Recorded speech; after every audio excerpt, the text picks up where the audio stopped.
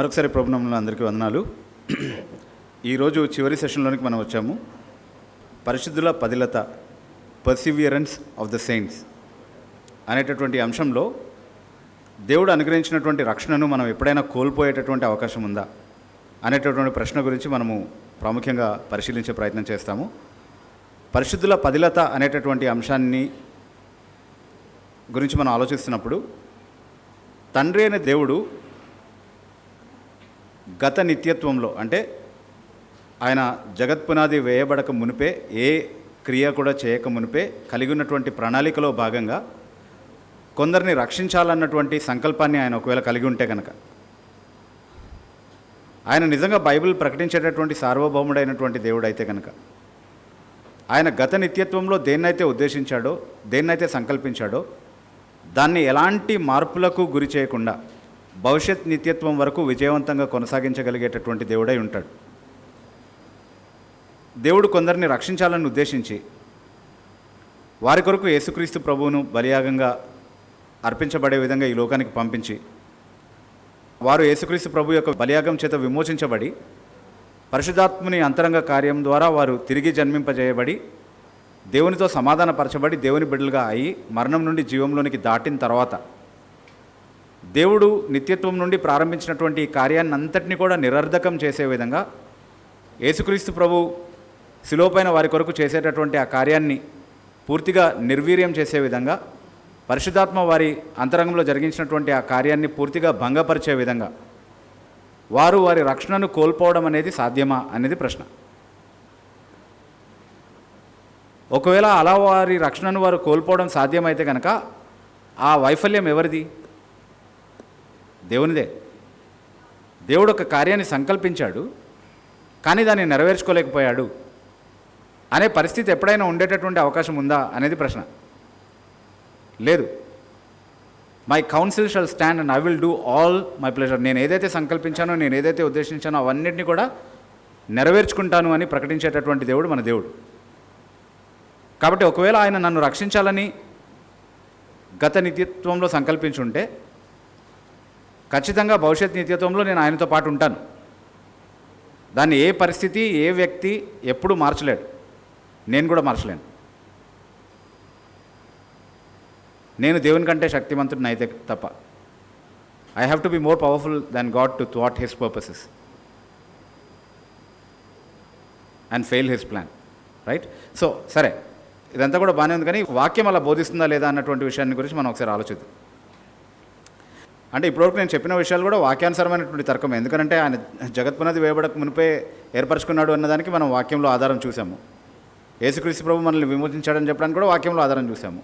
పరిశుద్ధాత్మే మన అంతరంగంలో రక్షణ కార్యాన్ని జరిగిస్తాడని చెప్పడానికి కూడా వాక్యంలో ఆధారం చూసాం. కాబట్టి దేవుడు చేసినటువంటి ఈ కార్యము వ్యర్థంగా చేశాడా, అది నిరర్ధకం అయ్యేటటువంటి అవకాశం ఉందా అంటే లేదు అన్నదే దానికి సమాధానం అయి ఉండాలి. అదే సమాధానాన్ని వాక్యం మనకి ఇస్తుంది. Will see that in more explicit terms. ముందుగా ఒకసారి యోహాను సువార్త 10వ అధ్యాయము 27వ వచనానికి వద్దాం ఒకసారి. నా గొర్రెలు నా స్వరం వినును, నేను వాటిని ఎరుగుదును, అవి నన్ను వెంబడించును. Okay, continue please, continue. నేను వాటికి నిత్య జీవమునిచ్చుచున్నాను కనుక అవి ఎన్నటికీ నశింపవు. ఓకే, ఒకసారి ఇక్కడ ఆగదాం. ఏం జీవం ఇస్తున్నాడు వాటికి? నిత్య జీవం అంటే ఎప్పుడు అంతం కానటువంటి జీవితం. ఒకవేళ అంతం అవుతే, అది ఒకవేళ అంతమయ్యేదైతే దాన్ని నిత్య జీవం అని పిలవడంలో ఏమైనా అర్థం ఉందా? అది నిజంగా నిత్య జీవం అయితే కనుక అది అంతమయ్యే అవకాశం ఉందా? లేదు. సో ఏం జీవం ఇస్తానంటున్నాడు? నిత్య జీవం ఇస్తున్నాను అంటున్నాడు. ఎవరికి? ఆయన గొర్రెలకి. ఆయన గొర్రెలకి నిత్య జీవం ఇస్తానంటున్నాడు. అవి ఎప్పుడు కూడా నశించవు, ఎప్పుడు కూడా నశించవు. ఒకవేళ యేసుక్రీస్తు ప్రభు యొక్క గొర్రెలు ఎప్పుడైనా నశించేటటువంటి అవకాశం ఉంటే కనుక, యేసుక్రీస్తు ప్రభు యొక్క గొర్రెలు ఎప్పుడైనా నశించేటటువంటి అవకాశం ఉంటే కనుక ఎవరి మాటలు అబద్ధమని నిరూపించబడతాయి? యేసుక్రీస్తు ప్రభు యొక్క మాటలు అబద్ధమని నిరూపించబడతాయి. ఆయన వాటికి నిత్య జీవాన్ని అనుగ్రహిస్తానని చెప్పాడు. అవి ఎన్నటికీ నశించని విధంగా వాటిని ఆయన రక్షిస్తాను, భద్రపరుస్తానని చెప్తున్నాడు. ఎంత భద్రంగా ఉన్నాయంటే అవి ఒకసారి చదువుదాం మనం. Let's continue reading. ఎవడునూ వాటిని నా చేతిలో నుండి అపహరింపడు. వాటిని నాకిచ్చిన నా తండ్రి అందరికంటే గొప్పవాడు కనుక. ఒక నిమిషం. ఎవరినూ వాటిని నా చేతి నుండి అపహరించరు, వాటిని నాకు అనుగ్రహించిన తండ్రి అందరికంటే గొప్పవాడు కనుక నా తండ్రి చేతిలో నుండి ఎవడునూ వాటిని అపహరింపలేడు. ఓకే, నాకు ఇది చెప్తుంటే ఇంకొక టాపిక్ గుర్తొచ్చింది ఎందుకో. అంటే మనం డిబేట్ అవ్వకూడదు, కానీ నేను డిబేట్ అయ్యాను, మిమ్మల్ని కూడా కొంచెం డిబేట్. మీకు లాజరస్ ప్రసన్న బాబు అని ఒక ఆయన తెలుసా? తెలీదా? తెలియకుండా ఉంటే చాలా మంచిది. ఆయన మన దైవజ్ఞాని, ఆత్మజ్ఞాని, జయశాలి పిడి సుందర్రావు గారి ఏకైక వారసుడైనటువంటి పిడి సుందర్రావు గారి పుత్రరత్నం. ఓకే, ఆయన ఈ వచనాన్ని చూపించి ఏమంటున్నాడు యేసుప్రభు ఇక్కడ?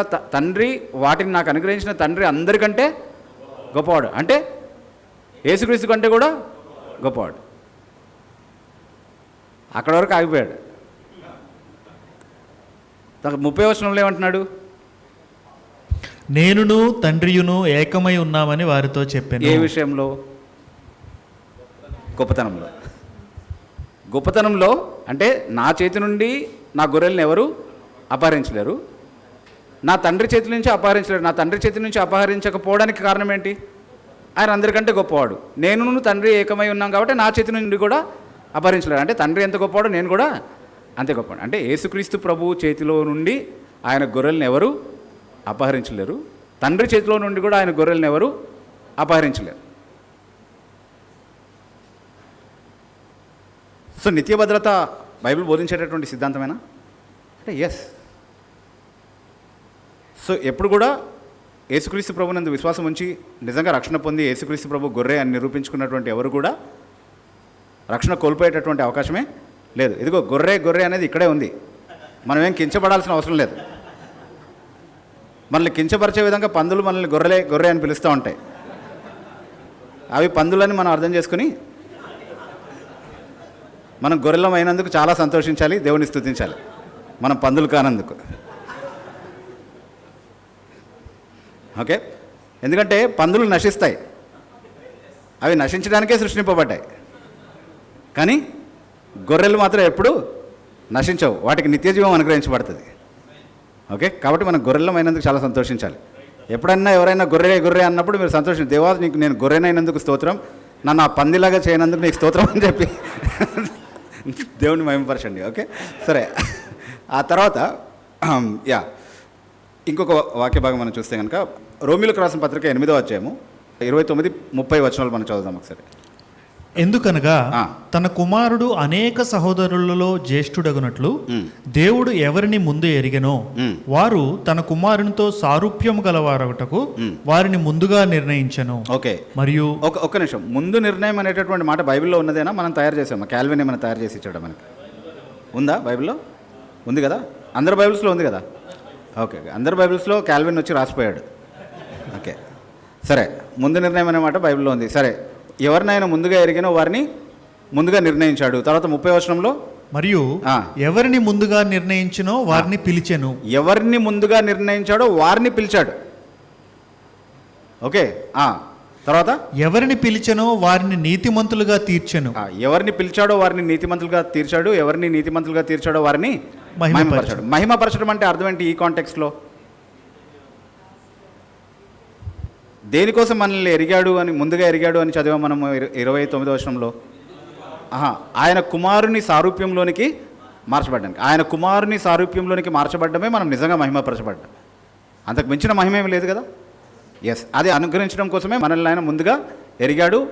ఎవరిని ముందుగా ఎరిగాడో వాళ్ళని ముందుగా నిర్ణయించాడు, ఎవరిని ముందుగా నిర్ణయించాడో వాళ్ళని పిలిచాడు, ఎవరిని పిలిచాడో వాళ్ళని నీతిమంతులుగా తీర్చాడు, ఎవరిని నీతిమంతులుగా తీర్చాడో వాళ్ళనే మహిమపరిచాడు. సో ఎవరితో ప్రారంభించాడో వాళ్ళతోనే ముగుస్తున్నాడు. మధ్యలో వాళ్ళు ఏం తప్పిపోయేటటువంటి అవకాశం లేదు. రైట్? ఒకవేళ తప్పిపోవాలంటే ఏం జరగాలి? వాళ్ళకు వ్యతిరేకంగా ఏదో ఒక నేరారోపణ నిలబడాలి కదా. ఎవరో ఒకరు వాళ్ళ రక్షణకు వ్యతిరేకంగా పనిచేయగలగాలి కదా. కానీ అలా చేయాలంటే ఏం జరగాలి? దేవుని కంటే శక్తిమంతులు ఎవరైనా రావాలి. 31వ వచనంలో ఏమంటున్నాడు? ఇట్లుండగా ఏమందుము? దేవుడు మన పక్షమున ఉండగా మనకు విరోధి ఎవడు? దేవుడే మన పక్షంగా ఉండి మనల్ని ముందుగా ఎరిగి, మనల్ని ముందుగా నిర్ణయించి, మనల్ని ముందుగా పిలిచి, నీతిమంతులుగా తీర్చి మనల్ని మహిమపరుస్తూ ఉంటే దాన్ని ఎదిరించి ఆ కార్యాన్ని నిరర్ధకం చేయగలిగేటటువంటి వాళ్ళు ఎవరున్నారు? ఎవరు లేరు. దేవుడే మన పక్షంగా ఉన్నాడు కాబట్టి మనకు విరోధి ఎవరు లేరు. సరే, పోనీ మన మీద ఏదైనా నేరారోపణ చేసి మనం శిక్షార్హులమని నిరూపించి అప్పుడు దేవుని కృప మనకు వర్తించదు, మనం శిక్ష అర్హులము అన్నటువంటి నిరూపణ చేయాలి. ఓకే, అయితే ఆ పని ఎవరు చేయగలరు సక్సెస్ఫుల్గా ఎప్పుడైనా చేయాలంటే? ఎవరి మీదైనా నేరాస్థాపన చేయాలంటే ఎవరు చేయాలి? అల్టిమేట్లీ దేవుడే చేయాలి. కానీ ఆ దేవుడు మన పక్షంగా ఉన్నాడు, మనకు విరోధిగా లేడు. కాబట్టి 33వ వచనంలో ఏమంటున్నాడు? 33వ వచనం ఒకసారి చూద్దాం మనం. దేవుని చేత ఏర్పరచబడిన వారి మీద నేరం మోపువాడెవడు? నీతిమంతులుగా తీర్చువాడు దేవుడే. ఓకే, నీతిమంతులుగా మనల్ని తీర్చిన దేవుడు ఎవరు? అంటే ఏ దేవుడైతే అందరి మీద నేరం మోపి వాళ్ళని శిక్షకు అప్పగించాలో ఆ దేవుడే మనల్ని నీతిమంతులుగా తీర్చాడు. కాబట్టి ఇక మనల్ని శిక్షావిధికి అప్పగించేటటువంటి వాళ్ళు ఎవరు? దేవుడు మనల్ని నీతిమంతులుగా తీర్చిన దాన్ని వ్యతిరేకించి లేకపోతే దాన్ని తప్పుగా నిరూపించి మనల్ని శిక్షావిధికి లోను చేయగలిగేటటువంటి వాళ్ళు ఎవరైనా ఉన్నారా? ఎవరు లేరు. Continue reading. శిక్ష విధించు వాడెవడు? శిక్ష విధించాల్సింది ఎవరు? చనిపోయిన క్రీస్తు యేసే. చనిపోయిన క్రీస్తు యేసే శిక్ష విధించాలి. కానీ ఆయన ఏం చేస్తున్నాడు? మన మీద శిక్ష విధిస్తున్నాడా? లేదు, ఏం చేస్తున్నాడు? అంతేకాదు, మృతులలో నుండి లేచిన వాడును దేవుని కుడిపార్శ్వమున ఉన్నవాడును మన కొరకు విజ్ఞాపనము కూడా చేయువాడును ఆయనే. అంటే మన కోసం విజ్ఞాపన చేసి ఏం చెప్తున్నాడు? ప్రభువా, వీళ్ళంతా పాపులు, వీళ్ళని నాశనం చేయదేవా అంటున్నాడా? కాదు, నేను వీళ్ళ కొరకు నా ప్రాణాన్ని పెట్టాను కాబట్టి దాని ఆధారంగా వాళ్ళని నీతిమంతులుగా తీర్చి వాళ్ళని పదిలపరిచి నేనుండు చోట వాళ్ళు కూడా ఉండులాగన వాళ్ళని ఈ లోకంలో కాపాడి భద్రపరచమని విజ్ఞాపన చేస్తున్నాడు. అది చేయడం కోసమే కదా వెళ్తానన్నాడు. మీకు స్థలం సిద్ధపరచడానికే నేను వెళ్తున్నాను. ఎలా స్థలం సిద్ధపరుస్తున్నాడు? మన కోసం విజ్ఞాపన చేయడం ద్వారా మన కోసం స్థలం సిద్ధపరుస్తున్నాడు. ఆ యేసుక్రీస్తు ప్రభువే ఒకవేళ శిక్ష విధిస్తే శిక్ష విధించాలి మన మీద. కానీ మన కోసం విజ్ఞాపన చేస్తూనే అదే సమయంలో మన మీద శిక్షావిధి తీసుకురావడం అనేది సాధ్యం కాదు. కాబట్టి దేవుడే మన మీద నేరారోపణ చేయడు, యేసుక్రీస్తు ప్రభువే మనల్ని శిక్షించడు. కాబట్టి మన మీద నేరస్థాపన చేసి మనల్ని శిక్షకు గురి చేయగలిగేటటువంటి వారు ఎవరు లేరు. సో 35వ వచనం నుండి 39 వరకు ఉన్నటువంటి ఆ లిస్ట్ అంతా కూడా యేసుక్రీస్తు ప్రభు ప్రేమ నుండి మనల్ని ఎడబాపగలిగేటటువంటి ఎవరును ఏ పరిస్థితి లేదు అన్నటువంటి విషయాన్ని చాలా రూఢిగా నిర్ధారించి చెప్తా ఉంది. కాబట్టి చాలా స్పష్టంగా ఎవరినైతే దేవుడు రక్షణ కొరకు ఏర్పాటు చేసుకున్నారో వారు ఎప్పుడు కూడా వారి రక్షణను కోల్పోవడం అనేది సాధ్యమే కాదు అన్నటువంటి బోధ చాలా స్పష్టంగా బైబిల్లో ఉంది. ఓకే, అయితే దానికి అభ్యంతరంగా చాలా ప్రశ్నలు అడుగుతూ ఉంటారు. వాటిని కూడా మనం అర్థం చేసుకునే ప్రయత్నం చేద్దాం. కొన్నిటిని క్లుప్తంగా, కొన్ని ముఖ్యమైన ప్రశ్నలు మాత్రమే మనం తీసుకుని అర్థం చేసుకునే ప్రయత్నం చేద్దాం. మొదటి అభ్యంతరం ఏంటి అని అంటే, చాలాసార్లు చాలామంది క్రైస్తవులుగా చాలా కాలం, చాలా సంవత్సరాలు కొనసాగిన తర్వాత విశ్వాసం నుండి తొలగిపోయి దేవుడిని తిరస్కరించి క్రైస్తవాన్ని విడిచిపెట్టినటువంటి ఎన్నో దాఖలాలు మనం చూస్తూ ఉన్నాం. మన అనుభవంలో కావచ్చు, వాక్యంలో కూడా కావచ్చు. మరి వాళ్ళందరూ రక్షణ పొంది తర్వాత రక్షణను కోల్పోయినట్టే కదా. అయితే దానికి చాలా స్పష్టంగా మనం వాక్యంలో అర్థం చేసుకోగలిగే విషయం ఏంటి అంటే, రెండు రకాల విశ్వాసాల గురించి బైబిల్ చాలా స్పష్టంగా మాట్లాడుతుంది. ఒకటి నిజమైన రక్షణార్థమైనటువంటి విశ్వాసం, ఇంకొకటి రక్షణార్థమైన విశ్వాసం లాగే కనబడి భ్రమపరిచేటటువంటి ఒక నకిలీ విశ్వాసం. ఈ రెండు ఉన్నాయి అని బైబిల్ గ్రంథం చాలా స్పష్టంగా చెప్తుంది. అందుకే కాబట్టి ప్రభువా ప్రభువా అని నన్ను పిలిచి ప్రతివాడును పరలోక రాజ్యంలోనికి ప్రవేశించడు, కానీ తండ్రి చిత్త ప్రకారం చేయువాడే పరలోక రాజ్యంలోనికి ప్రవేశిస్తాడు. అంటే తండ్రి చిత్త ప్రకారం చేయని వాడు కూడా యేసు ప్రభువుని ఏమని పిలుస్తున్నాడు? అంటే ఆ ప్రభువా ప్రభువా అని పిలిస్తే సరిపోయిందా? అది నిజమైన విశ్వాసం అవుతుందా? కాదు. కానీ వాడు అలాగే పిలుస్తున్నాడు. తర్వాత ఇంకేమంటున్నారు? ఆ దినం అనేకులు నన్ను చూసి ఏమంటాడంట, ప్రభువా మేము నీ నామమున ప్రవచించలేదా, నీ నామమున దయ్యములను వెళ్ళగొట్టలేదా, నీ నామమున అనేకమైనటువంటి అద్భుత క్రియలు చేయలేదా అని అంటారంట. ఎవరి నామమున చేశారంటే ఇదంతా కూడా యేసు నామంలో చేశారు. యేసు నామంలో అద్భుతాలు సూచక్రియలు చేసి దయ్యాలను వెళ్ళగొట్టేది ఎవరు? అమ్మతేజ, సారీ సారీ, అంటే లాంటి వాళ్ళు. ఓకే ఓకే, వాళ్ళు ఏమని ప్రకటించుకుంటున్నారు? వాళ్ళ విశ్వాసం ఏంటి? Are they Christians? వాళ్ళు క్రైస్తవులేనా? వాళ్ళు చేసే ఆ క్రియలన్నీ యేసునామంలోనే చేస్తున్నారా? లోకం కూడా వాళ్ళని క్రైస్తవులుగానే గుర్తిస్తుందా? ఎస్. కానీ ప్రభు ఏమని గుర్తిస్తున్నాడు వాళ్ళని? అక్రమము చేయువారలారా నా వద్ద నుండి తొలగిపోండి, నేను మిమ్మల్ని ఎన్నడూను ఎరగను. అంటే ఎన్నడూను ఎరగను అంటే అర్థం ఏంటి? అంటే కొంతకాలం నేను మిమ్మల్ని ఎరిగాను, ఒకప్పుడు నా బిడ్డలుగా ఉన్నారు మీరు, కానీ తర్వాత మీరు తొలగిపోయారు కాబట్టి ఇప్పుడు వెళ్ళిపోండి అని చెప్తున్నాడా? ఎన్నడూను ఎరిగి ఉండలేదంటే అర్థం ఏంటి? అసలు ఎప్పుడూ సంబంధం లేదు వాళ్ళతో ఎప్పుడూ సంబంధం లేదు. కదా. అంటే కొంతకాలం వాళ్ళు విశ్వాసంలో ఉండి రక్షణలో ఉండి ఆ తర్వాత తొలగిపోయినట్టుగా చెప్పట్లేదు బైబిల్ వాళ్ళ గురించి. ఎప్పుడూ యేసుక్రీస్తు ప్రభుకి వాళ్ళతో సంబంధం లేదు. కానీ వాళ్ళు మాత్రం ప్రభువా ప్రభు అని పిలిచారు, ఆయన నామంలోనే అద్భుతాలు చేశారు, దయ్యాలను వెళ్ళగొట్టారు. ఏం వెళ్ళగొట్టారు మరి వాళ్ళకే తెలుసు, దేవుడికి తెలుసు అంతే. కానీ వాళ్ళని మాత్రం వెళ్ళగొడుతున్నాడు ఇక్కడ. సో ఇప్పుడు చెప్పండి, వాళ్ళు రక్షణ పొంది కోల్పోయారా రక్షణని? లేకపోతే అసలు ఎప్పుడు రక్షణ పొందలేదు కానీ రక్షణ పొందారని వాళ్ళు అనుకున్నారా? అందుకే అది రక్షణార్థంగా కనబడి భ్రమపరిచి మోసగించే నకిలీ విశ్వాసం అని పిలిచాను దాన్ని. అట్లాంటి చాలా ఉదాహరణలు ఉన్నాయి కదా, చాలా ఉదాహరణలు ఉన్నాయి. యోహాను సువార్త 2వ అధ్యాయం 22 నుండి ఉన్నటువంటి వాక్య భాగాలు మనం చూస్తే, యేసుక్రీస్తు ప్రభు యెరూషలేములో పస్కా పండుగ సమయంలో చేసినటువంటి అద్భుత కార్యాలు చేసి అనేకులు ఆయన నామమందు విశ్వాసం ఉంచిరి. అయితే ఆయన తన్ను వారి వశం చేసుకోలేదు, ఎందుకంటే ఆయన వారి అంతరంగంలో ఏముందో ఆయనకు తెలుసు, ఆయన మనిషిని ఆంతర్యమును ఎరిగినవాడు. అంటే వారి మనసులో తన్ను వారి వశం చేసుకోకూడనటువంటి ఏదో విషయం ఉందని ఆయనకు తెలుసా తెలీదా అంటే తెలుసు ఖచ్చితంగా. అందుకే తన్ను వారి వశం చేసుకోలేదు. అంటే వాళ్ళు విశ్వసించారు కానీ వారి విశ్వాసం అందు ఆయనకు విశ్వాసం లేదు. వారు నమ్మారు కానీ వారి నమ్మకం అందు ఆయనకు నమ్మిక లేదు. సో అది ఆ రోజు మాత్రమే ఉన్న పరిస్థితి, ఈరోజు కూడా ఉండే అవకాశం ఉంది. అలాగా ఈరోజు కూడా ఉండే అవకాశం ఉంది, ఎప్పుడైనా ఉండే అవకాశం ఉంది. మాకు యేసుప్రభు తెలుసు, మాకు యేసుప్రభు మా దేవుడు మా ప్రభు అని చెప్పుకుంటారేమో, కానీ ఆయన తన్ను వారి వశం చేసుకోకూడని విషయాలు వాళ్ళ హృదయాల్లో ఏమున్నాయో ఆయనకు ఖచ్చితంగా తెలుసు. అంటే నకిలీ విశ్వాసం అనేది ఒకటి ఉంది అనేది చాలా స్పష్టంగా తెలుస్తూ ఉంది కదా. వాళ్ళు యేసుప్రభు నామమందే విశ్వాసం ఉంచారు. మళ్ళీ నిజ విశ్వాసులు వాక్యం విని నమ్ముతారు కదా. మనం వాక్యానుసారమైనటువంటి విశ్వాసం, వాక్యం విని నమ్ముతాం. మనం వినుట వలన విశ్వాసం. మరి నకిలీ విశ్వాసులు ఏం విని నమ్ముతారు? వాళ్ళు కూడా వినిన వెంటనే సంతోషంతో దాన్ని అంగీకరిస్తారంట వాళ్ళు కదా. సో నకిలీ విశ్వాసం అనేది ఒకటి ఉంది.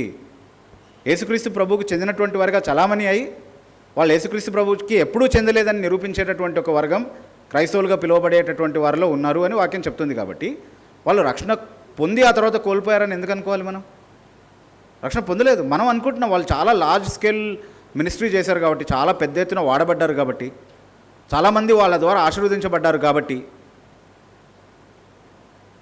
వాళ్ళు రక్షింపబడ్డారని మనం అనుకుంటున్నాం కదా. యేసుక్రీస్తు ప్రభు ఏర్పరిచిన 12 మంది శిష్యుల్లో ఒకడు యూదా ఇస్కరియోతు, మీలో ఒకడు సాతాన్ అని చెప్పాడు ప్రభు. వాడి ద్వారా పరిచర్య జరిగించుకున్నాడా దేవుడు? జరిగించుకున్నాడు. వాళ్ళని 12 మందిని పంపించేటప్పుడు పరిశుద్ధాత్మ శక్తితో పంపించిన వాళ్ళలో యూదా కూడా ఒకడు ఉన్నాడు.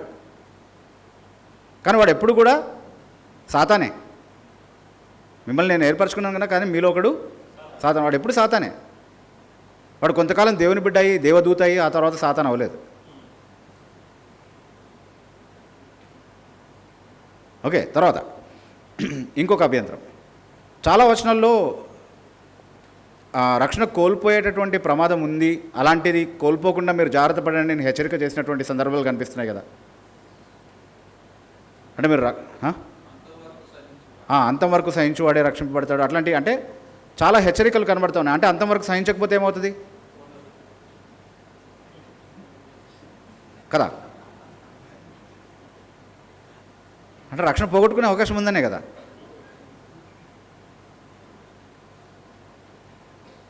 సో అలాంటి చాలా హెచ్చరిక. అది ఇక్కడ మనం స్పష్టంగా ఒక విషయాన్ని అర్థం చేసుకుందాం. ఫస్ట్ ఆఫ్ ఆల్, రక్షణ నిత్యమైనది. యేసుక్రీస్తు ప్రభువు రక్షించేటటువంటి వాళ్ళకి నిత్య జీవం అనుగ్రహిస్తాడు కాబట్టి వాళ్ళు ఎన్నడూ నశించరు అని బైబిల్ ఒకసారి తీర్మానించిన తర్వాత, అదే బైబిల్లో దానికి వ్యతిరేకమైనటువంటి ఇంకొక వచనం ఉండే అవకాశం ఉందా? లేదు.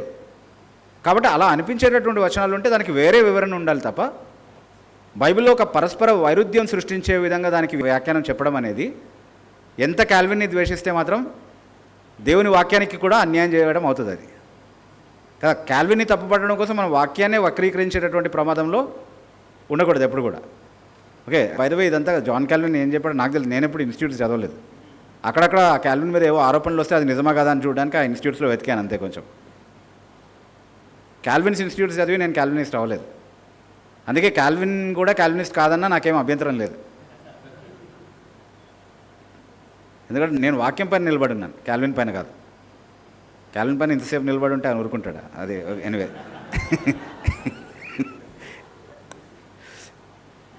Sorry for that. Yeah. Yeah but yeah విరవి యా అంటే బైబిల్లో పరస్పర వైరుధ్యాలు ఉండేటటువంటి అవకాశం లేదు. మనం సృష్టించే ప్రయత్నం చేయొద్దు పరస్పర వైరుధ్యాలు. బైబిల్ చాలా స్పష్టంగా ఒక సత్యాన్ని బోధించింది. అంటే ఒక ఉదాహరణ చెప్పుకుందాం. మనం ఈ రక్షణ విషయాన్ని అలా ఉంచి మనందరం అంగీకరించే ఒక అంశాన్ని తీసుకుందాం. యేసుక్రీస్తు ప్రభు దేవుడు అని అందరూ విశ్వసిస్తారు కదా. యేసుక్రీస్తు ప్రభు దేవుడు అని స్పష్టంగా బైబిల్ బోధించిన తర్వాత యేసుక్రీస్తు దేవుడు కాదు అని బోధించేటటువంటి ఒక వాక్యమైనా ఉండే అవకాశం ఉందా బైబిల్లో? లేదు. యేసుక్రీస్తు మానవుడు అని బోధించేటటువంటి వాక్యాలు ఉండే అవకాశం ఉందా? ఉంది. అప్పుడు మనం ఏమని కన్క్లూడ్ అవుతాము?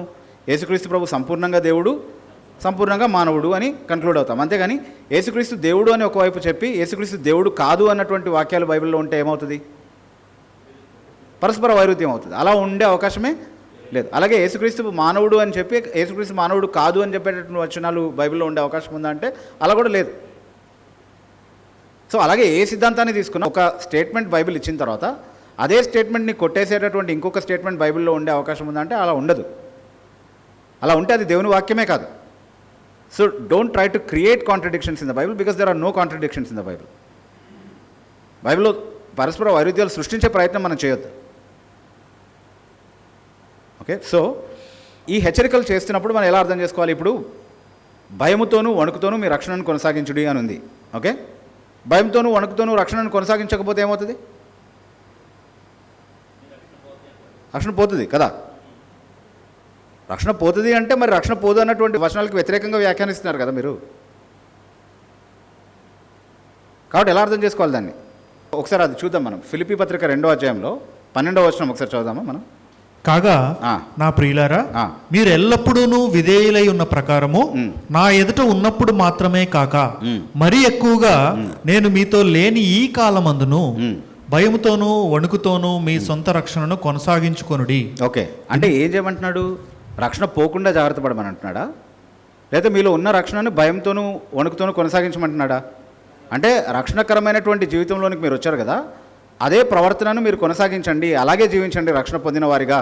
నేను చూస్తున్నందుకు కాదు, దేవుడు చూస్తున్నాడు కాబట్టి నేను ఉన్నా లేకపోయినా మీరు నమ్మకంగా రక్షణ పొందినటువంటి వారిగా ఎలా జీవించాలో అలాగే మీ జీవితాన్ని కొనసాగించండి అని చెప్తున్నాడు.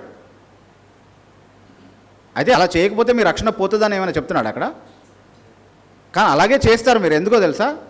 అలాగే చేయగలిగేటటువంటి సామర్థ్యము మీకు ఎవరు అనుగ్రహిస్తున్నారు? దేవుడు. తర్వాత వచనం చదువుదాం, 13వ వచనం. ఎందుకనగా మీరు ఇచ్చయించుటకును కార్యసిద్ధి కలగజేసుకొనుటకును తన దయా సంకల్పము నెరవేరుటకై మీలో కార్యసిద్ధి కలగజేయవాడు దేవుడే. ఓకే, సో దేవుడే మీరు ఆ పని చేయగలిగేటటువంటి సామర్థ్యాన్ని మీ అంతరంగంలో కలిగిస్తున్నాడు కాబట్టి మీరు అలా చేయండి అని చెప్తున్నాడు. అయితే ఈ హెచ్చరికలు ఎందుకున్నాయి? మీరు ఇలా చేయండి, అంతం వరకు కొనసాగండి, మీ భయంతోనూ వణుకుతోనూ మీ రక్షణను కొనసాగించండి, మీరు విశ్వసించిన దాన్ని అంతం వరకు చేపట్టండి, ఇట్లాంటివన్నీ ఎందుకు చెప్తున్నాడు అంటే ఇప్పుడు సువార్త ఎందుకు ప్రకటిస్తున్నాడో అదే ఉద్దేశంతో హెచ్చరికలను కూడా ఇస్తున్నాడు. సువార్తను ఎందుకు ప్రకటిస్తున్నాడు? మనం ఆల్రెడీ వినుంటాం కదా. సువార్త ఎందుకు ప్రకటిస్తున్నాడు? సువార్త ప్రకటన ద్వారా ఏం సాధిస్తున్నాడు? ఏర్పరచబడినటువంటి వారు రక్షింపబడుతున్నారు. అలాగే ఈ హెచ్చరికల ద్వారా ఏం జరుగుతుంది? ఎవరైతే రక్షణలో ఉన్నారో వాళ్ళు రక్షణలో కొనసాగడానికి తన వాక్యాన్నే సాధనంగా వాడతాడు ఎప్పుడైనా కూడా. మనల్ని రక్షించడానికి కానీ, రక్షింపబడిన తర్వాత మనము ఏ మార్గంలో నడవాలో అది నిర్దేశించడానికి కానీ దేన్ని సాధనంగా వాడుతున్నాడు దేవుడు? వాక్యాన్ని. కాబట్టి ఆ వాక్యాన్ని సాధనంగా వాడేటటువంటి క్రమంలో ఈ నిర్దేశాలు మనకి ఇస్తున్నాడు. అంతేగాని ఇలా చేయకపోతే మీరు రక్షణ కోల్పోతారు అని కాదు దాని అర్థం. ఎందుకంటే అలా చేయకుండా ఉండే ప్రసక్తే లేదు. రక్షణ పొందినటువంటి వారు నిజంగా వాక్యంలో ఏ నిర్దేశాలు ఉంటే వాటిని పాటించి వాటికి విధేయత చూపించేటటువంటి మనసే కలిగి ఉంటారు. కాబట్టి ఓకే, అది నెక్స్ట్ అభ్యంతరం వాస్తవానికి. అంటే తర్వాత వచ్చే అభ్యంతరం ఏంటి అంటే, అంటే ఎలా జీవించినా రక్షణ పోదని మీరు చెప్తున్నారా? భయంతో వణుకుతో రక్షణ కొనసాగించకపోయినా, అంతం వరకు మీరు విశ్వసించిన దాన్ని చేపట్టకపోయినా, పరిశుద్ధమైనటువంటి జీవితాన్ని జీవించకపోయినా, అంటే చివరికి యేసుక్రీస్తు ప్రభువుని మీరు అంగీకరించారు కాబట్టి దయ్యంలా జీవించినా పర్వాలేదు, రక్షణ మాత్రం ఎక్కడ పోదు. ఇప్పుడు పదిలంగా ఉంటారు, నిత్య భద్రతలో ఉంటారు. కాబట్టి ఇదివరకు నరకభీతితో పాపభీతితో పాపం చేస్తే ఏమవుతుందో అని భయపడుతూ పాపం చేస్తుండే వాళ్ళేమో. కానీ ఇప్పుడు మాత్రం ఏ భయం లేకుండా నిర్భయంగా, నరకభీతి లేకుండా, పాపభీతి లేకుండా, ఎవ్వరికి లెక్క చెప్పే అవసరం లేకుండా పాపం చేస్తూ రక్షణలో కొనసాగొచ్చు. అలాంటి సిద్ధాంతాన్ని బోధిస్తున్నారు మీ కాల్వినిస్టులు. అంటే దేవుని కృపను కామాతృత్వానికి దుర్వినియోగం చేసే విధంగా సంఘాన్ని పాడు చేస్తున్నారు, సంఘాన్ని పాడు చేసే సిద్ధాంతం ఈ క్యాల్వినిజం అని ఆక్షేపిస్తున్నారు. కానీ నిజానికి ఏ క్యాల్వినిస్ట్ అట్లా బోధించాడో నాకైతే తెలియదు. ఫస్ట్ క్యాల్వినిస్ట్ సంఘాల నుండి అలాంటి వాళ్ళని వెలివేస్తాం ఒకవేళ అలాంటి వాళ్ళు ఎవరైనా ఉంటే. ఎందుకంటే వాక్యం అది బోధించట్లేదు. వాక్యం బోధించేటటువంటి రక్షణ ఎలాంటిది అని అంటే, ఇందాక నేను చెప్పాను కదా, నిజ విశ్వాసం నకిలీ విశ్వాసం అనేది రెండు ఉంటాయి. నిజ విశ్వాసం కలిగినటువంటి వారిలో ఉండే స్వభావం ఏంటి అని అంటే, వారు దేవుని వాక్యానికి లోబడి జీవించేటటువంటి స్వభావాన్ని కలిగి ఉంటారు. యేసుక్రీస్తు ప్రభు నిజంగా రక్షించేటటువంటి వారిని దేంట్లో నుంచి రక్షించాడు? వారి పాపముల నుండి వారిని రక్షించాడు. నిజంగా వారి పాపముల నుండి వారిని రక్షిస్తే వారు ఇంకా ఆ పాపంలో కొనసాగేటటువంటి అవకాశం ఎలా ఉంటుంది? ఆ పాపానికి వ్యతిరేకంగా జీవిస్తారు. ఆ పాపాన్ని అసహించుకుని దాని నుండి విడుదల పొందాలనే యథార్థమైనటువంటి కోరికతో దానికి వ్యతిరేకంగా పోరాడతారు. యేసుక్రీస్తు ప్రభు వారిని ఏ రక్షణలోనికైతే నడిపించారో దానికి నమ్మకంగా జీవించేటటువంటి ఆ సమర్పణే వారి జీవితంలో కనబడుతుంది. సో ఎక్కడ కూడా యథార్థంగా రక్షింపబడినటువంటి వారు ఆ పాపాన్ని సమర్థించడానికి కానీ పాపం చేయడానికి లైసెన్స్గా వారి రక్షణను తీసుకోవడానికి కానీ ఎప్పుడు ప్రయత్నించారు. ఎందుకంటే యేసుక్రీస్తు ప్రభు చేత రక్షింపబడినటువంటి వారు వారి పాపముల నుండి రక్షింపబడినటువంటి వారు. మనం పాపం లేని వారమని చెప్పుకునేట్లా మనల్ని మనమే మోసపుచ్చుకుందాము, మరియు మనలో సత్యం ఉండదు. కాబట్టి పాపం మనలో ఉంది, పాపపు స్వభావం ఉంది. దానికి వ్యతిరేకంగా ప్రతిరోజు పోరాడి దాన్ని జయించేటటువంటి అవసరం ఉంది.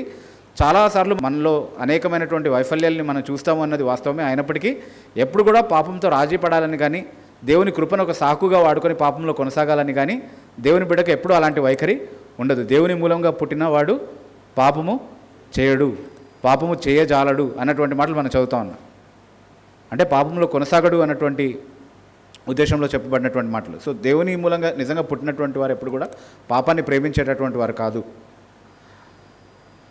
So that is a false allegation against Calvinism that it promotes licentiousness in the name of grace. అంటే కృపను కామాతృత్వానికి దుర్వినియోగం చేసేటటువంటి అవకాశం క్యాల్వినిజం ఇస్తుంది అన్నది క్యాల్వినిజం బోధించేటటువంటి సిద్ధాంతాలు. అంటే ఇందాక మనం ప్రారంభంలోనే చెప్పుకున్నాం కదా, మోడరేటర్ గారు కార్యక్రమాన్ని పరిచయం చేస్తున్నప్పుడే చాలామంది విమర్శించేటప్పుడు అసలు క్యాల్వినిజం ఏం చెప్తుందో కూడా వాళ్ళు ఎప్పుడు చదివి ఉండరు. వాళ్ళు చెప్పే మాటలు వీళ్ళు చెప్పే మాటలు చెప్పి వీళ్ళు క్యాల్వినిజంను వ్యతిరేకిస్తుంటారు, కానీ అసలు అది ఏం చెప్తుందో కూడా ఎప్పుడు ఆలోచించుండరు. నిజంగా ఇది పరిశుద్ధతను ప్రోత్సహించి దేవుడు ఏ పరిశుద్ధతలోనికైతే మనల్ని పిలిచాడో దాని కొరకు మనం జీవించడానికి, పాపాన్ని విసర్జించి దేవునికి నమ్మకంగా జీవించడానికి ప్రోత్సహించేటటువంటి సిద్ధాంతం. సో అందులో కొనసాగించేటటువంటి కృప దేవుడు మనకి ఇస్తాడు అనేది కృపా సిద్ధాంతాల సారాంశం తప్ప, కృపను అవకాశంగా చేసుకొని పాపంలో కొనసాగుతారని కానీ, దేవుడు క్షమిస్తాడులే కాబట్టి పాపం చేయొచ్చని కానీ బోధించేటటువంటి సిద్ధాంతం కాదు ఇది. ఆల్రైట్, ఇంకొక అభ్యంతరం ఉంది.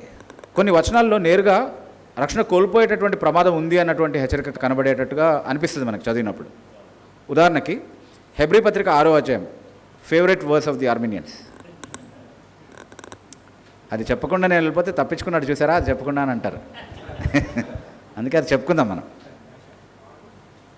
హెబ్రీ పత్రిక 6వ అధ్యాయం 4వ వచనం నుండి, ఒకసారి వెలిగింపబడి పరలోక సంబంధమైన వరములను రుచి చూసి పరిశుద్ధాత్మలో పాలివారై దేవుని దివ్యవాక్యమును రాబో యుగ సంబంధమైన శక్తుల ప్రభావమును అనుభవించి తెలుసుకున్న తర్వాత తప్పిపోయినవారు. ఇవన్నీ అనుభవించిన తర్వాత ఏమయ్యారు అంటే తప్పిపోయే అవకాశం ఉంది అవన్నీ అనుభవించిన తర్వాత కూడా కదా.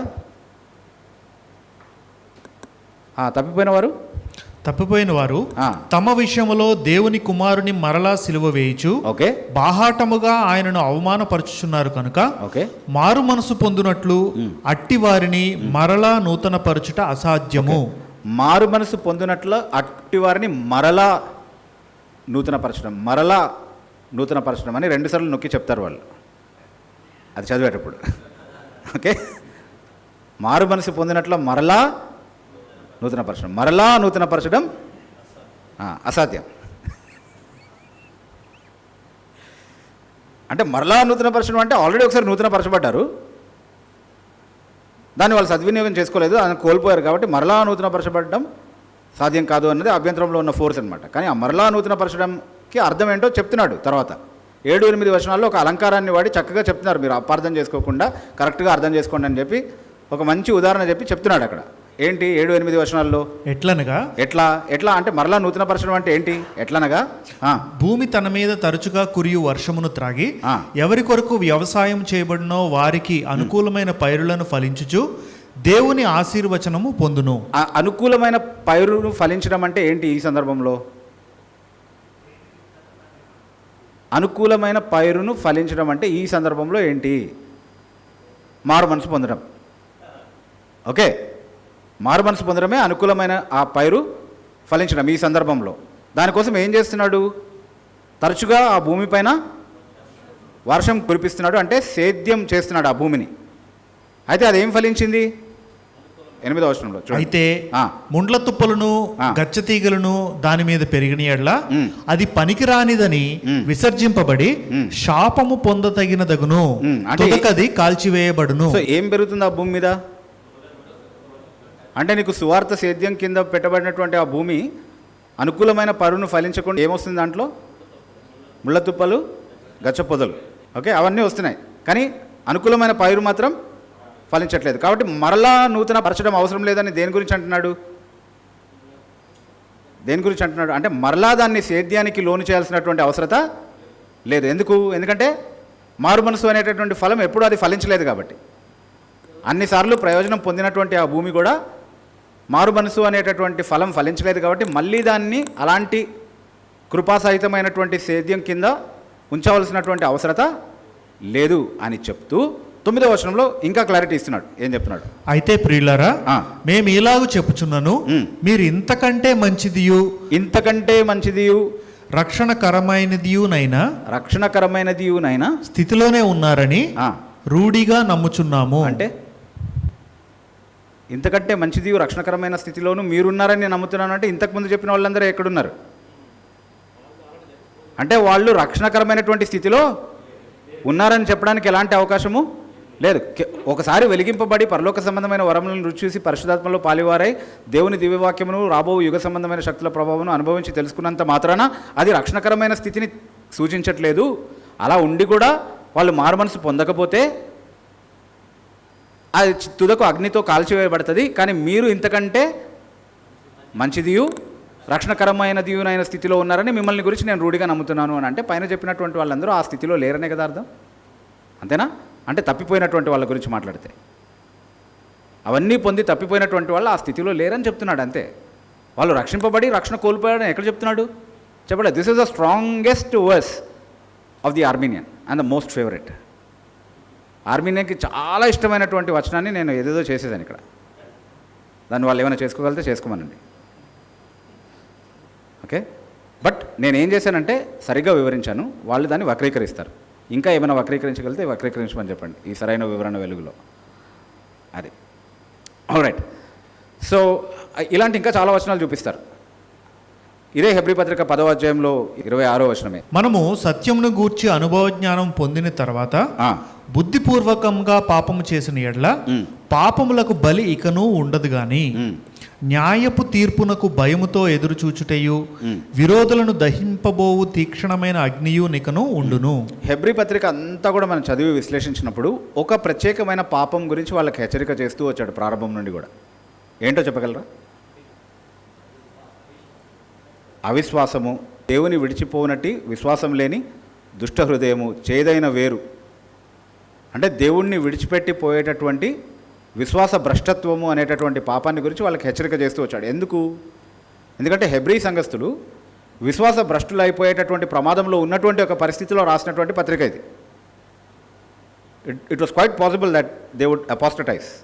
అంటే అప్పటి వరకు యేసుక్రీస్తు ప్రభువుని నమ్మినట్టుగానే యేసుక్రీస్తు ప్రభువుకి చెందినటువంటి వారిగా జీవించి క్రైస్తవ సంఘంగా కొనసాగి ఇప్పుడేమో హింసలు ఎదుర్కొంటున్నటువంటి సమయంలో ఆ హింసలకు తట్టుకోలేక రాజీపడి మళ్ళీ తిరిగి వారి యూదా మతంలోనికి వెళ్ళాలని ఆలోచిస్తున్నటువంటి ఒక పరిస్థితిలో వాళ్ళకి ఈ పత్రిక రాశాడు. వాళ్ళని హెచ్చరించడానికి, ప్రోత్సహించడానికి ఈ పత్రిక రాశారు. సో ఆ సందర్భంలో రాస్తూ వాళ్ళకి ఏం చెప్తున్నాడు అంటే, మీరు బుద్ధిపూర్వకంగా పాపం చేస్తే ఇక మీదట పాపానికి బలి ఉండదు. అంటే పాపానికి బలిగా అర్పించబడింది ఎవరు? ఏకైక బలి ఎవరు? యేసుక్రీస్తు ప్రభు. ఆ యేసుక్రీస్తు ప్రభునే మీరు తిరస్కరించి వెళ్తే ఇంకేదైనా బలి ఉందా మిమ్మల్ని రక్షించగలిగేది? లేదు. కాబట్టి బుద్ధిపూర్వకంగా పాపం చేయడం అంటే ఏ పాపాన్ని గురించి మాట్లాడుతున్నాడు? తెలిసి యేసుక్రీస్తు ప్రభు ఒక్కడే మార్గం అని తెలిసిన తర్వాత కూడా ఆయన్ని విసర్జించి లోకంలోనికి వెళ్ళిపోవడం, లేకపోతే వేరొక మతం తట్టుకి తిరగడం అనేటటువంటి పాపం చేస్తే మీరు రక్షణ కోల్పోతారు అని అంటున్నాడా? లేదు. అలా చేయడం ద్వారా మీరు ఏం నిరూపిస్తారంటే మీరు ఎప్పుడూ రక్షింపబడలేదు, రక్షణ అనుభవంలోనికి ఎప్పుడూ రాలేదు, కాబట్టి మీరు వెళ్ళిపోయారని నిరూపిస్తారు. ఎందుకంటే అంతం వరకు కొనసాగిన వాడు రక్షింపబడతాడు. దేవుని చేత నిజంగా ఏర్పరచబడినటువంటి వారందరూ కూడా అంతవరకు కొనసాగుతారు. మధ్యలో వెళ్ళిపోయారు అని అంటే మొదటి నుండి ఆ రక్షణ లేదని అర్థం. అందుకే మొదటి యోహాను పత్రికలో ఒక మాట చెప్తున్నాడు. అంటే ఇదే అపోస్తలీయ ఆలోచన మనం చూస్తే కనుక ఈ అంశం పైన మొదటి యోహాను పత్రిక 2వ అధ్యాయము 19వ వచనం ఒకసారి చూద్దాం. వారు మనలో నుండి బయలు వెళ్ళిరి గాని వారు మన సంబంధులు కారు. వారు మన సంబంధులైతే మనతో కూడా నిలిచి ఉందరు. అయితే వారందరూ మన సంబంధులు కారని ప్రత్యక్షపరచబడినట్లు వారు బయలు వెళ్ళిరి. ఓకే, వాళ్ళు బయటకు వెళ్ళి ఏం నిరూపించుకున్నారు? మన సంబంధులు కారు. ఒకవేళ మన సంబంధులు అయి ఉంటే ఏం చేసి ఉండేవాళ్ళు? వాళ్ళు మనతో ఉండేవాళ్ళు. మధ్యలోంచి వెళ్ళిపోయారంటే వాళ్ళు ఎప్పుడు మన సంబంధులు కారని నిరూపించుకోవడానికే బయటకు వెళ్ళారు.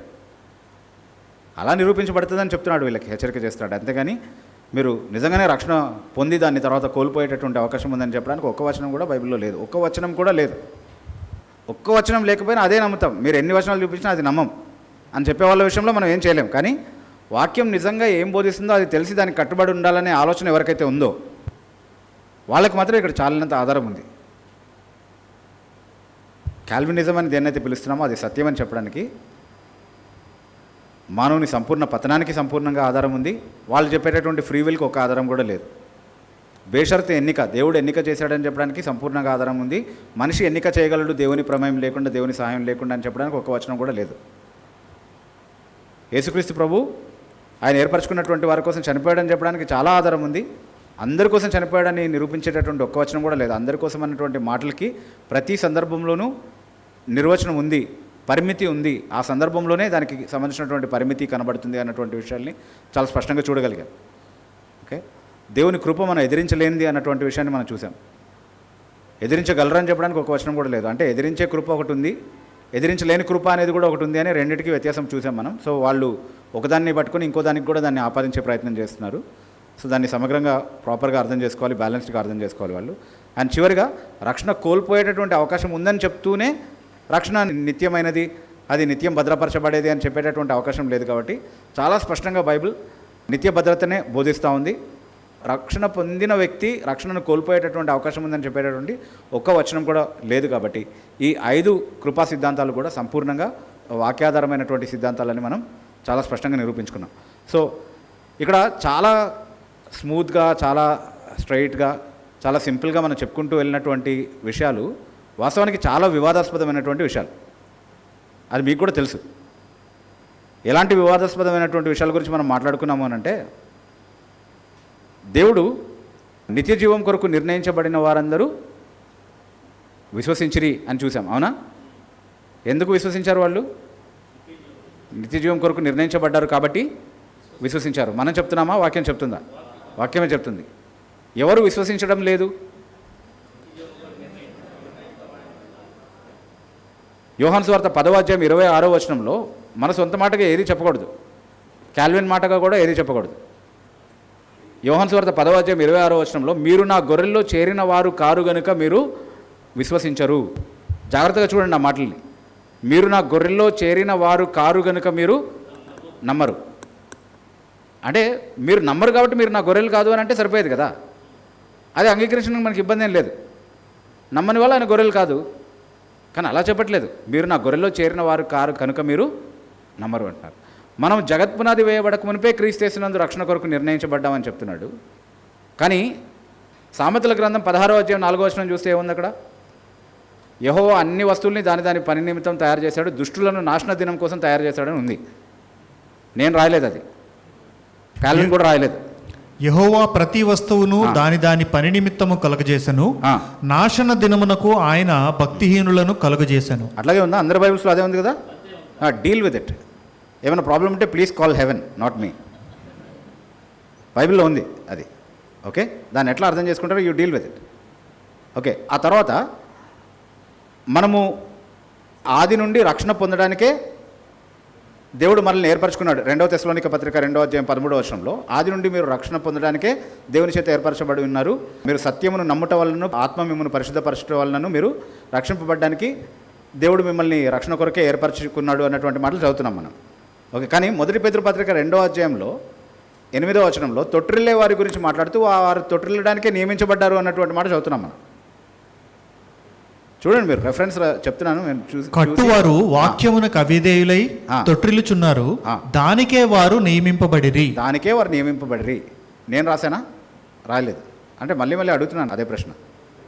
బిబ్బు గారు ఏదేదో చెప్పారండి, ఇలా అనుకోలేదు అసలు బిబ్బు గారు అంటే బిబ్బు గారు ఏం చెప్పలేదు. ఇక్కడ బైబిల్లో ఉన్నది చదివాం అంతే. No comments. I'm not even adding any comment. Okay, దాని కొరకే వాళ్ళు నియమించబడ్డారు అని. ఓకే, ఇప్పుడు మనము దేవుని వాక్యం విన్నప్పుడు అది వినగలిగేటటువంటి మనసు దేవుడు మనకు అనుగ్రహించాడని చాలా సందర్భాల్లో చూసాం మనం కదా. అయితే ఏలీ కుమారులు గుర్తున్నారా మీకు? ఇక్కడే డిమార్ట్ పక్కన ఉండేవాళ్ళు ఏలీ కుమార్.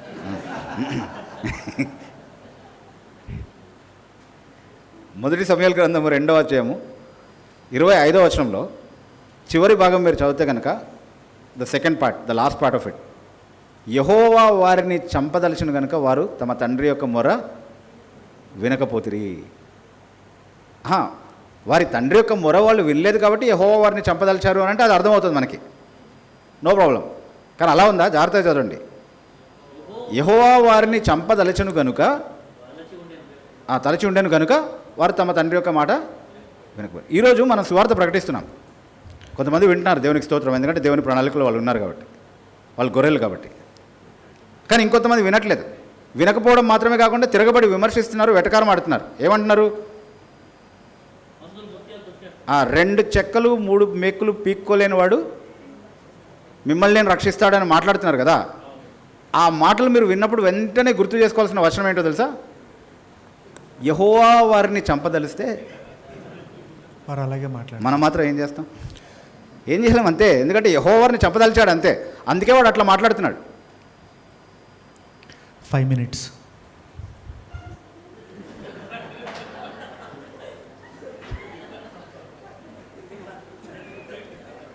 మనం మాత్రం ఏం చేస్తాం?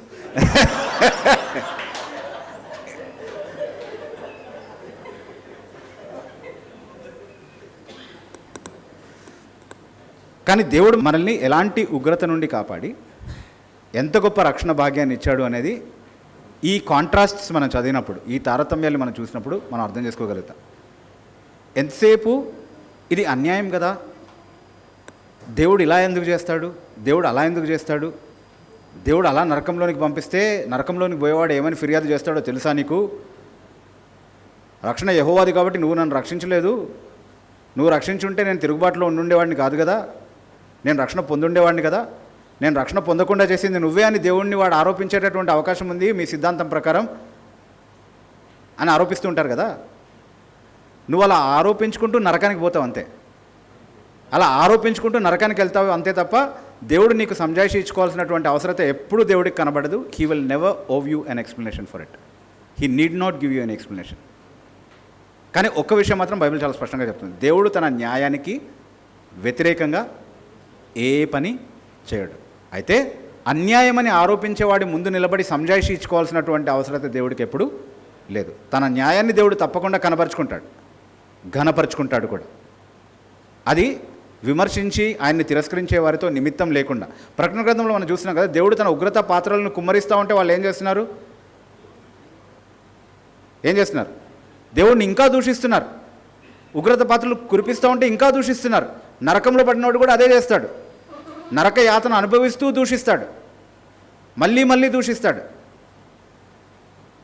1000 యుగములు గడిచిపోయిన తర్వాత మళ్ళీ తేరుకొని అమ్మ ఇప్పటికైనా అయిపోతుందేమో ఇది అని అనుకోవడానికి ఏమైనా అవకాశం ఉందా, ఏమైనా నిరీక్షణ ఉందా అంటే ఏం నిరీక్షణ లేదు. కాబట్టి ఏం చేస్తాడు? మళ్ళీ దూషిస్తాడు, దూషిస్తూనే ఉంటాడు. వాడు నిత్య శిక్షకు వాడు అర్హం అవుతూనే ఉంటాడు.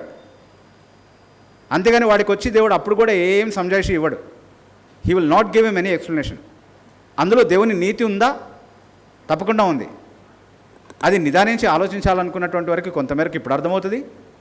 నిత్యత్వంలో అన్నీ సంపూర్ణంగా అర్థమవుతాయి. కానీ ఇప్పుడు మాత్రం దేవుని వాక్యం ఏం చెప్తుంది అని అంటే, ఖచ్చితంగా ఆయన తన నిత్య సంకల్పంలో తనతో ఉండడానికి నిర్ణయించినటువంటి వారు ఎలాగైతే ఉన్నారో అలాగే ఆయన న్యాయంతో ఎలాంటి రాజీ పడకుండా పాపం కారణంగా శిక్షకు అర్హులైనటువంటి వారిని నిత్య శిక్షకు అప్పగించినటువంటి వారు కూడా ఉన్నారు. వాళ్ళు దూషిస్తారు, వాళ్ళు ప్రశ్నిస్తారు, వాళ్ళు తిరస్కరిస్తారు, వాళ్ళు నరకానికే పోతారు. Examples: Radha Manohar Das, Karunakar Suggunna, Lalit Kumar, Bhaskar Killi, Bhaskar Raju, ex Christian Praveen, హమారా ప్రసాద్, తుమారా ప్రసాద్, ఎట్సెట్రా ఎట్సెట్రా. ఓకే, చాలా అవి ఎగ్జాంపుల్స్. ఎప్పుడు కూడా వాళ్ళు మారు మనసు పొందేటటువంటి అవకాశం ఉందని నాకు అనిపించదు. ఎందుకంటే వాళ్ళు పరిశుద్ధాత్మని దూషించినట్టుగా ఇంకెవరు దూషించుంటారు బహుశా చరిత్రలో. And I will praise God for their destruction and glorify his name for doing it and never regret once for it. నేను ఇప్పుడు ఏమేమైతే చేయాలనుకుంటున్నా అది చేయకూడదు, కాబట్టి అవన్నీ దేవుడు చేస్తాడన్న ఒక్క నిరీక్షణతో నేను కొనసాగుతున్నాను. Okay, and so Calvinism encourages me to trust in God for my salvation and to vindicate his righteousness in the wicked. అరే మనం ఇంగ్లీష్లోకి వెళ్ళిపోతున్నాం మళ్ళీ. Okay, alright. ఏదేమైనా సరే ఒక విషయాన్ని మాత్రం మనం గుర్తుపెట్టుకుందాం. నిజ విశ్వాసం అనేది ఒకటి ఉంది, నకిలీ విశ్వాసం అనేది కూడా ఒకటి ఉంది. నేను నిజ విశ్వాసినని భ్రమపడుతూ రక్షణ లేకపోయినప్పటికీ రక్షణలో ఉన్నానని నకిలీ విశ్వాసినై ఉండి నన్ను నేను భ్రమపరుచుకుంటూ నన్ను నేను మోసగించుకుంటూ నా చుట్టూ ఉన్న వాళ్ళని కూడా నేను మోసానికి గురి చేసేటటువంటి ప్రమాదం ఉందా అంటే అలాంటిది ఒకటి ఉంది, అది మర్చిపోవద్దు. అందుకే నిజంగా నేను వాక్యానుసారంగా సువార్తను సరిగ్గా అర్థం చేసుకున్నానా, యేసుక్రీస్తు ప్రభుకి నేను నిజంగా లోబరుచుకున్నటువంటి అనుభవం నా జీవితంలో ఉందా అనేది ప్రతి ఒక్కరు పరిశీలించుకోవాల్సినటువంటి అవసరం ఉంది. అలా లేకపోతే ఏ దేవుడు మాత్రము తన కృప ద్వారా అది మనకు అనుగ్రహించగలడో ఆ దేవుని కృప పైన మనం ఆధారపడి, ఎలాగైతే యాకోబు ఆయన పాదాలు పట్టుకొని నువ్వు నన్ను ఆశీర్వదించినదే నేను నిన్ను వెళ్ళనీయనని ఎలాగైతే ప్రాధేయపడ్డాడో, అలా ఆయన సన్నిధిలో మనల్ని మనం తగ్గించుకుని పాపినైనా నన్ను కరుణించుదేవా అని అడిగితే ఆయన ఇచ్చినటువంటి వాగ్దానం ఏంటి అంటే, నా వద్దకు వచ్చేవాడిని నేను ఎన్నడూ త్రోసివేయను, యెహోవా దొరుకు దినమున ఆయన్ని వెతుకుడి. ఇది యెహోవాను వెతికి ఆయన్ని మనం కనుగొనగలిగేటటువంటి దినం. ఆయన వెతకలేనటువంటి ఒక సమయం రాబోతుంది, అప్పుడు వెతికినా లాభం లేదు. ఒకవేళ నిజంగా మన జీవితంలో రక్షణార్థమైనటువంటి ఆ మార్పు కలగకపోతే, యేసుక్రీస్తు ప్రభువుని ప్రేమించి పాపాన్ని విసర్జించేటటువంటి ఆ మార్పు మన అంతరంగంలో మనం అనుభవించి ఉండకపోతే, ఎవరికి చెప్పక్కర్లేదు ఇప్పటి వరకు నేను మంచి విశ్వాసిగా చలామణి అయ్యాని నలుగురికి చెప్తే ఏమనుకుంటారో అన్నది మనకు అవసరం లేదు, ఎవరితో మనకు సంబంధం లేదు. యేసుక్రీస్తు ప్రభుకి నీకు మధ్యలో మాత్రమే ఉన్నటువంటి విషయం అది. మనం ఆయనతో సమాధానపడి ఆయన అనుగ్రహించేటటువంటి ఆ రక్షణలో నిజంగా పాలిభాగస్తులు అవ్వగలిగేటటువంటి అవకాశం ఈరోజు ఉంది. దాన్ని సద్వినియోగం చేసుకోగలిగేటటువంటి కృప దేవుడు మనందరికీ అనుగ్రహించిన కాక, దేవుడి కొద్ది మాటలు దీవించిన కాక.